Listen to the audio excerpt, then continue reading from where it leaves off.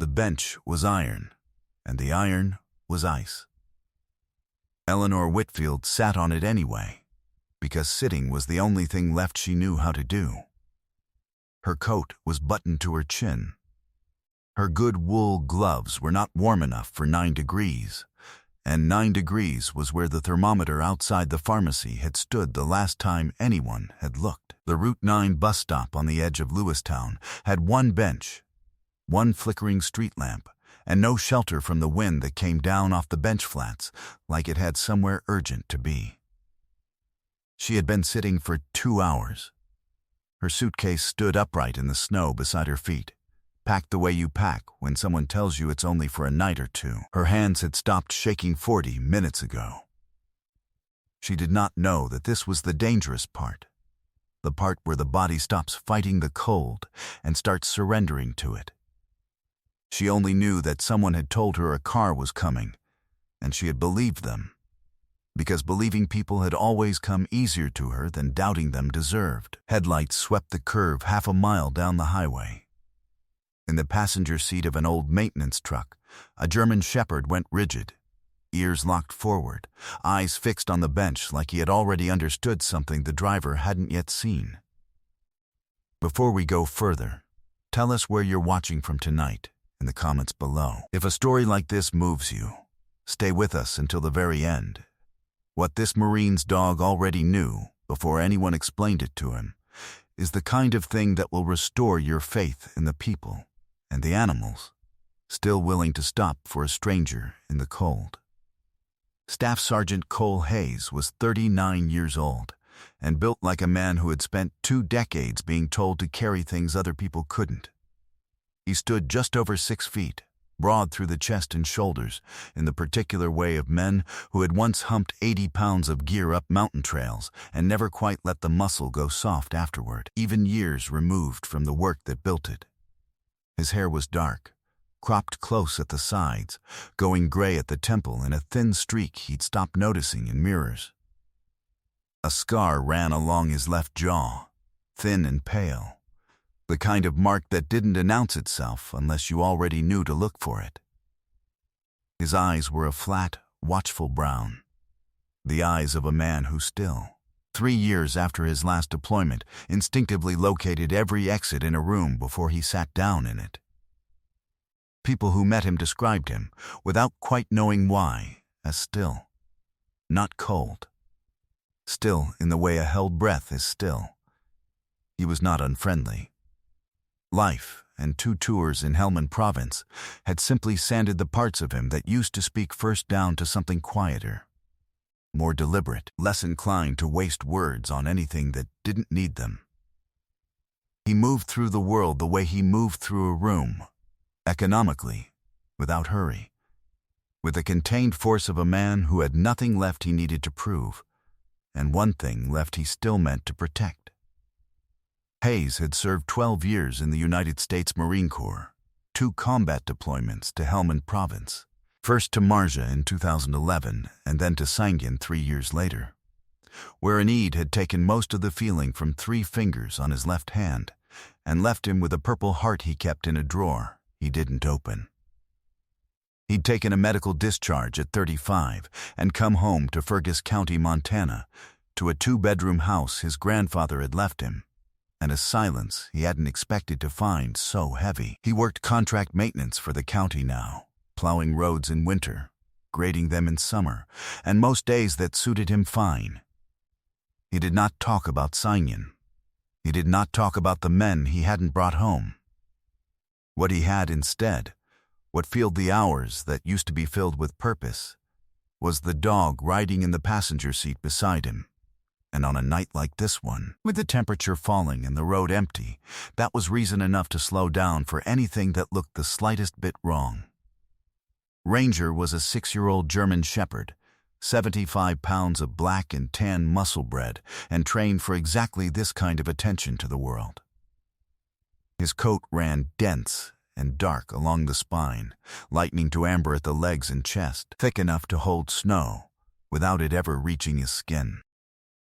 His right ear carried a small permanent notch, a souvenir from a clearing operation outside Sungyin that Hayes didn't like to think about, and Ranger had apparently decided not to.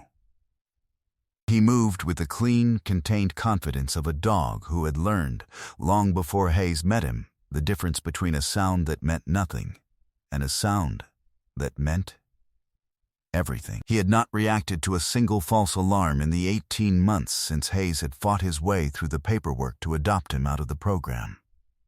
He was not a pet. He was the last member of a unit Hayes had no intention of losing. Lewistown sat quiet under 6 inches of fresh snow. The kind of small Montana town where the street lights went out one by one after 9, and the wind had the whole county to itself.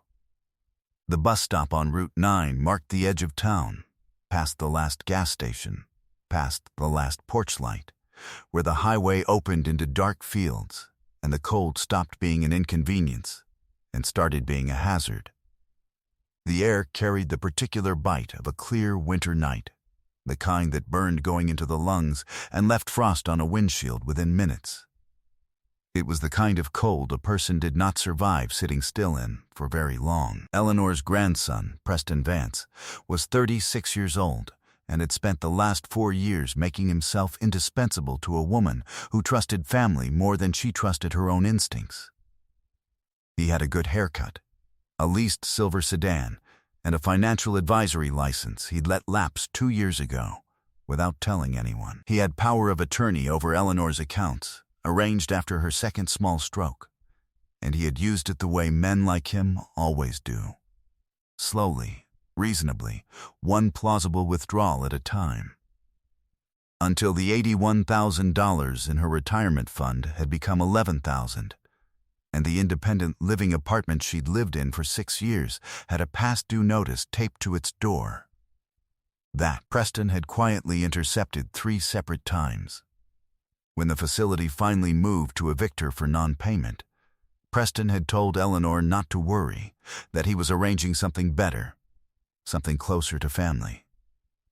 What he had actually arranged was a bus ticket to a state she had no relatives in, and a ride to the stop that he had no intention of waiting around for. He had told the facility's staff that he would personally see her settled.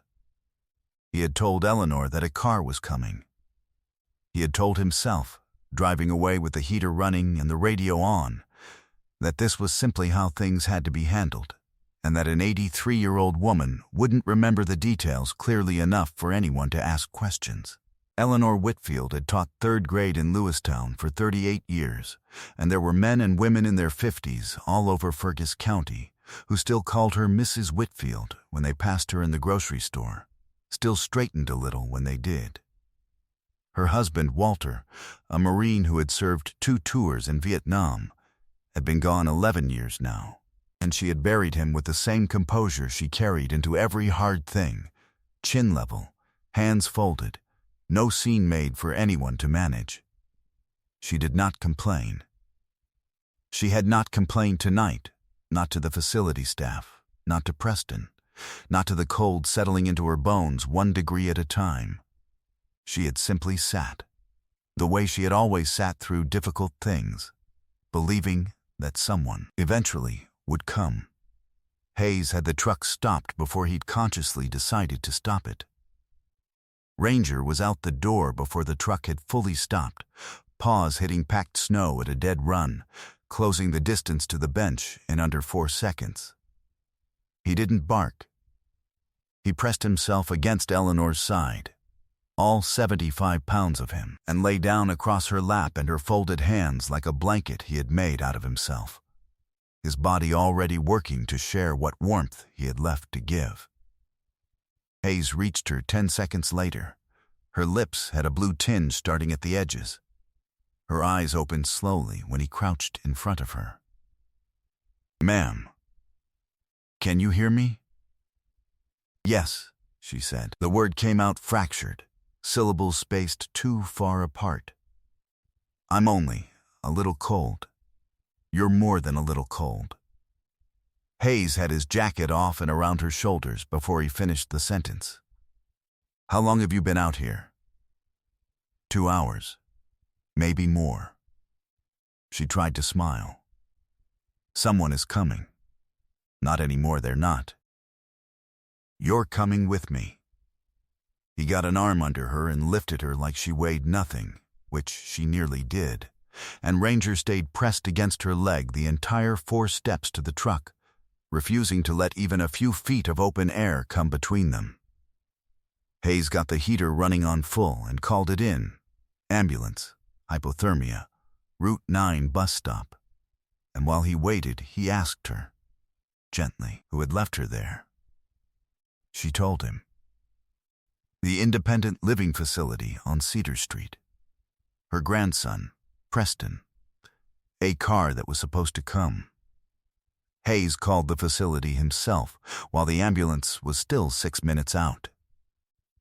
The woman who answered the phone at Lewistown Cedars Senior Residences sounded tired in a way that had nothing to do with the late hour. Mrs. Whitfield isn't a resident here anymore, she said. Her account was terminated this afternoon. You'd need to speak with her family about further arrangements. Her family left her at a bus stop in 9-degree weather, Hayes said. There was a pause on the line. I'm sorry. That's not something I can speak to. Hayes hung up and looked at the woman wrapped in his jacket in the passenger seat. Ranger now sitting upright beside her, with his head resting against her shoulder, refusing every attempt Hayes made to coax him toward the back seat. He didn't say anything else. He didn't need to. He had spent 12 years learning the particular shape of a problem that wasn't going to be solved with one phone call, and this had the shape of exactly that kind of problem. The ambulance took Eleanor to St. Joseph's in Lewistown, where she was admitted for moderate hypothermia and kept overnight for observation. Hayes followed in his truck, Ranger pacing the length of the back seat the entire drive, and he did not leave the waiting room until a nurse told him Eleanor was stable and resting. He came back the next morning with coffee he didn't drink and found her sitting up. Color returned to her face, more alert than she'd been on the bench, but visibly smaller in the hospital bed than she'd looked in her good wool coat. She told him everything, once she had the strength for it. 3 years of Preston managing her accounts, the $81,000 that had quietly become $11,000. The eviction notice she'd never been shown until a manager mentioned it in passing.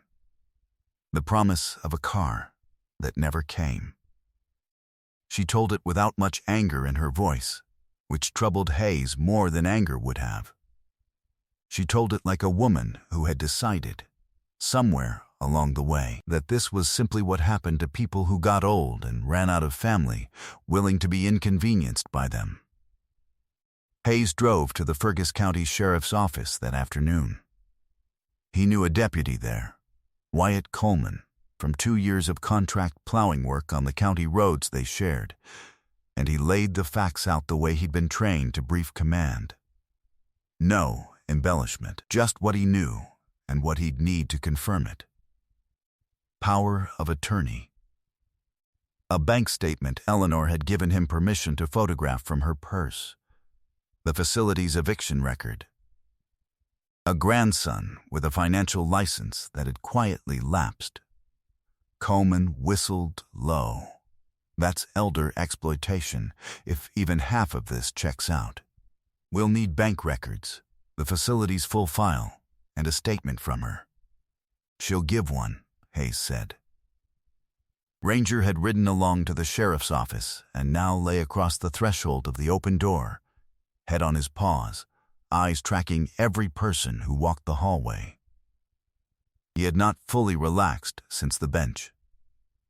Hayes had noticed it the night before and noticed it again now. The dog seemed to be holding a kind of vigil that had nothing to do with commands.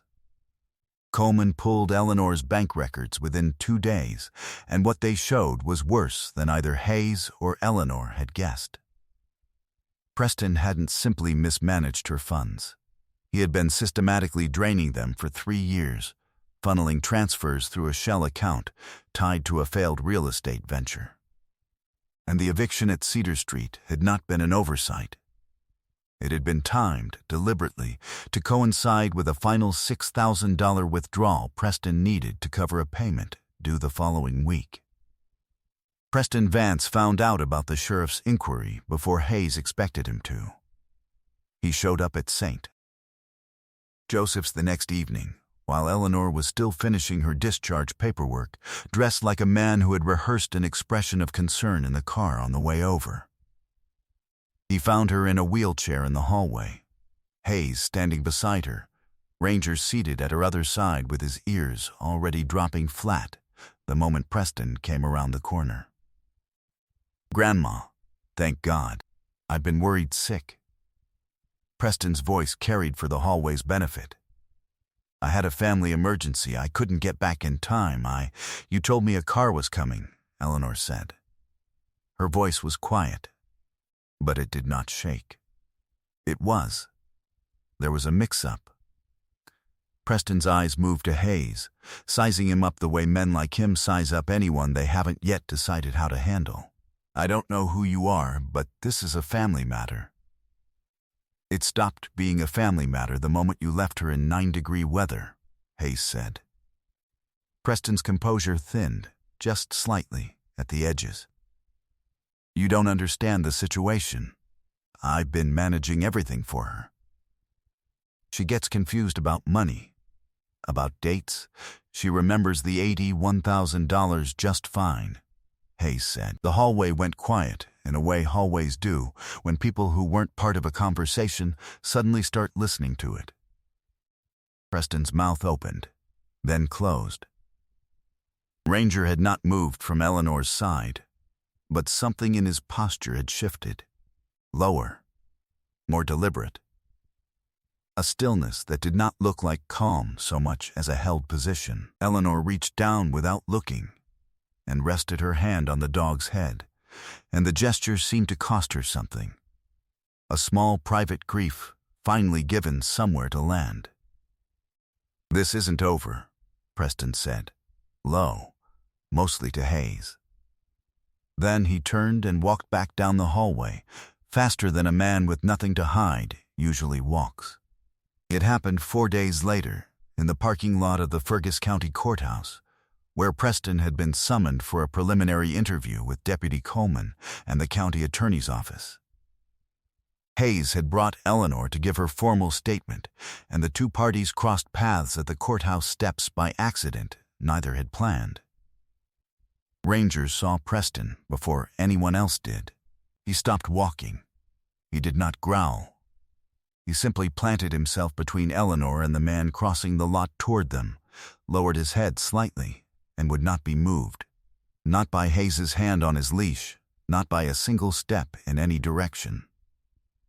Preston stopped too, 20 feet away, looking at the dog the way a man looks at a closed door he suddenly understands he isn't getting through. Hayes stepped forward, one hand still loosely on Ranger's lead, and let the silence stretch a moment before he spoke.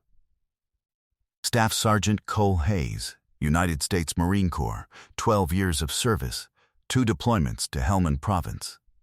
He said it the way he'd state a fact in a briefing, without weight added for effect. "I'm telling you that because you should know exactly who's been standing across from you since the night I found your grandmother on that bench, and exactly what kind of attention that means you've already had on every transfer out of her accounts for the past 3 years. Preston's jaw tightened. "You don't have any legal standing here. I don't need legal standing. The county attorney does, and she's got the bank records, the facility's eviction file, and a sworn statement from a deputy who watched you tell 3 different people 3 different versions of where you were the night your grandmother nearly froze to death." Hayes's voice didn't rise. It didn't need to. "I'm not asking you to admit anything. I'm telling you what's already been confirmed. This is insane. She's confused. She doesn't remember. She remembers $43,000 of unauthorized transfers and a bus ticket to a state she's never been to," Hayes said. "And so does the forensic accountant the county brought in this morning." Preston's voice cracked on its next attempt at authority. You have no idea what it's like. Managing everything for her, year after year, getting nothing. I know exactly what it costs to take care of somebody, Hayes said. I watched men do it for each other in places you've never heard of. For nothing. Because it was the right thing to do. You did the opposite of that for money. The county attorney's office doors opened behind Preston, and Deputy Coleman stepped out with another officer, both moving with the unhurried purpose of people executing something they had already planned. Preston turned at the sound, and whatever performance he'd been holding together collapsed at the edges into something closer to panic. This is harassment. I want a lawyer. You'll get one, Coleman said. Preston Vance, you're under arrest for financial exploitation of a vulnerable adult. The cuffs went on in the courthouse parking lot, in full view of the lunchtime foot traffic crossing toward the diner across the street, in full view of 3 of his grandmother's former neighbors who had stopped to watch. Eleanor did not look away. She watched the entire thing from her seat in Hayes's truck, her hand resting on Ranger's head where he sat beside her, and when it was over she did not say anything triumphant, did not say anything bitter. She simply exhaled, long and slow, like a woman setting down something she had been carrying without complaint for 3 years. Hayes did not gloat. He stood beside the truck with his hands in his jacket pockets and watched the patrol car pull away, and there was nothing on his face but the particular stillness of a man who had done what needed doing and felt no need to celebrate the doing of it. 7 months later, on a warm June afternoon, Eleanor Whitfield sat on the porch of a small house on the edge of Lewistown. Hayes's grandfather's old place, the second bedroom now hers, an arrangement neither of them had planned but neither of them had wanted to undo once the county finalized her guardianship and a judge had asked, gently, if there was somewhere she'd rather be than back at Cedar Street. She kept a garden along the fence line now, tomatoes and marigolds in uneven rows, and most mornings she sat with a cup of coffee and watched Ranger run the fence line, chasing nothing in particular, just running, the way dogs run when the only thing left to outrun is their own joy. Preston Vance had pleaded guilty to financial exploitation of a vulnerable adult and was sentenced to 4 years with a restitution order covering what remained recoverable of the missing funds. The financial advisory license he'd let lapse had been formally revoked. Cedar Senior Residences had been cited by the state for failing to report Eleanor's eviction to any family contact, and the facility's director had resigned within the month. Hayes still plowed county roads in winter. He still didn't talk much about Sanjin, but most evenings now, the silence in the house had something in it that hadn't been there before. Eleanor's radio playing low in the kitchen, Ranger's tail thumping against the porch boards. The particular sound of a home that had stopped being just a place a man came back to and started being somewhere 2 people and a dog were building something together. Sometimes miracles don't arrive as thunder from the sky. Sometimes they arrive as a dog who won't stop staring at a bench half a mile down a dark highway, insisting that something out there matters enough to slow down for. Sometimes the people who need saving the most are the ones who have learned, over a long life of quiet endurance, not to ask for help at all. And the rescue comes not because they cried out, but because someone was paying close enough attention to notice the silence. God does not always send rescue the way we expect it, with sirens or certainty. He sends it through ordinary men who stop their trucks on cold roads, and through animals whose loyalty asks nothing in return. No one should ever be left at the edge of the road believing no one is coming. Sometimes all it takes is someone who refuses to keep driving. If Eleanor's story touched your heart tonight, share it with someone who needs to be reminded that kindness still finds people, even on the coldest nights. Leave a comment and tell us where you're watching from. And if you've ever known someone who was overlooked when they needed help the most, we'd like to hear that too. Your story might be exactly what someone else needs to read tonight. And if you believe in stories of service, loyalty, and the quiet courage of ordinary people and the dogs who stand beside them, please subscribe to the channel so you never miss the next one. May God bless you, protect your family, and keep you watchful for the ones who are waiting quietly for someone to stop.